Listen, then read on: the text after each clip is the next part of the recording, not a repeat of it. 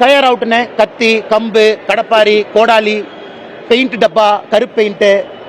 அதான் நம்ம வசந்தராஜன் சகோதரர் அற்புதமா போட்டிருந்தார். பொள்ளாச்சியில போய் கரும்பு பெயிண்ட் அழிச்சவங்களுடைய குழந்தைங்க 3 மொழி படிக்கிறாங்க. கொடுமை.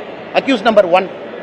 அக்யூஸ் நம்பருடைய குழந்தை, நான் தான் சொன்னேன் ஸ்கூல் பேர்லாம் போடாதீங்க, குழந்தை பேர் போட. அவர் சொன்னார், அண்ணே ஸ்கூல் பேரு, குழந்தை படிக்கிற 3வது மொழி எல்லாம் போடுறேன். சங்கரன் கோயில் இதே கதை. அதனால திமுகவை பொறுத்தவரை அவங்க குழந்தைங்க 3 மொழி. திமுகவுடைய மொழி போராட்டம் என்ன? எங்க குழந்தைங்க 3 மொழி, உங்க குழந்தைங்க 2 மொழி. அதான் மொழி போராட்டம்.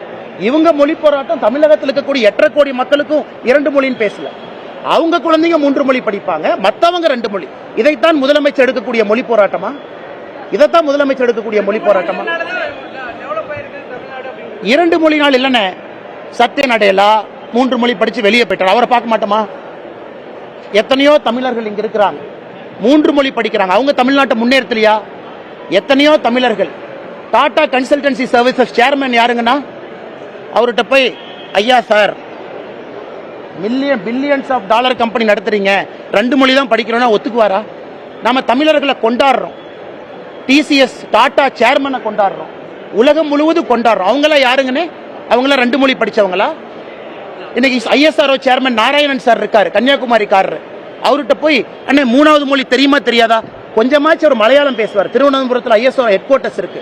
கொஞ்சமாச்சும் ஹிந்தியை இன்னொரு மொழியா பேசுவாங்க. என் முதலமைச்சருக்கு இந்த 3 மொழி படித்த இந்த சாதனையாளர்கள் யாரும் கண்ணுக்கு தெரியலையா? இவங்களும் சாதனை செஞ்சிருக்காங்கல்ல. அமெரிக்கால இருந்து, சான் பிரான்சிஸ்கோல இருந்து, லண்டன்ல இருந்து, டெல்லியில இருந்து தமிழ்நாட்டுக்குள்ள.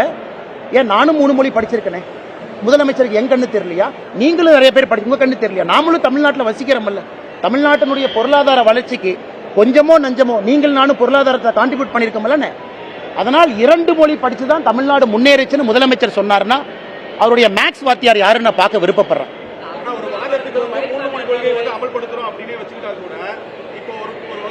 ஒரு குழந்தை ஒரு இங்கிலீஷ் ஹிந்தி படிக்கணும்னு ஆசைப்படும், இன்னொரு குழந்தை தெலுங்கு படிக்கணும்னு ஆசைப்படும், இன்னொரு குழந்தை மலையாளம் படிக்கணும்னு ஆசைப்படும். ஒவ்வொருத்தருக்கும் தனித்தனியா டீச்சர் வைக்க முடியுமா? நடைமுறை சிக்கல் இருக்கு அப்படிங்கிற ஒரு பார்வை இருக்கு. ஆனா அந்த பார்வை யாருகிட்ட இருக்குன்னு இல்ல, விமர்சனம் அப்படிதான் வைக்கிறாங்க. அந்த விமர்சனம் சொல்றவங்களுக்கு நான் பதில் சொல்றேன். ஒரு கிளாஸ்ல ஒரு குழந்தை இது படிக்கிறாங்க, ஒரு குழந்தை அது படிக்கிறாங்க, அது பிரச்சனை இல்லை. இது கிளஸ்டர் பேஸ்ட் அப்ரோச். ஒரு குழந்தை நான் மலையாளம் படிக்கணும், உதாரணத்துக்கு கோயம்புத்தூருக்குள்ள 4 லட்சம் பேர் மலையாளம் பேசுறாங்க. அந்த குழந்தை 3வது மொழியாக மலையாளம் படிக்கணும்னு சொன்னா அந்த கிளஸ்டர்ல 3rd லாங்குவேஜ் மலையாளமா இருக்கு. அதே கோயம்புத்தூர்ல இன்னொரு பகுதியில் கன்னடம் படிக்கணும், மேட்டுப்பாளையம் பக்கத்துல, அந்த கிளஸ்டர்ல 3வது மொழி கன்னடமா இருக்கு. இன்னொரு கிளஸ்டர்ல உருது படிக்கணும், 3வது மொழி உருதா இருக்கு. இது கிளஸ்டர் பேஸ்ட் அப்ரோச். அரசே டிசைட் பண்ண முடியாது. முதலமைச்சரே தமிழ்நாட்டில் 3வது மொழி என்ன என்பதை அவர் தீர்மானிக்க முடியாது. இதை பேரண்ட் டீச்சர் அசோசியேஷன், பெற்றோர்களும் ஆசிரியர்களும் அந்த கிளஸ்டர்ல தீர்மானம் பண்ணி இதை கொண்டு வர. நம்பர் 1. செகண்ட், உத்தரப்பிரதேசல 9வது 10வது 3வது மொழியா தமிழ் இருக்கு.